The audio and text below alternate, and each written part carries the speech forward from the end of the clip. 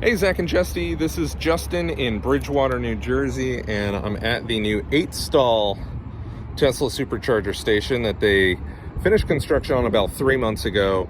Bridgewater is notorious for incredibly long permitting process, so we might see this one activated next year.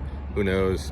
I had my solar installed on my house with my Tesla Powerwalls 8 months ago, and I still have not had my just initial permit, let alone be able to go and get it hooked up by the utility.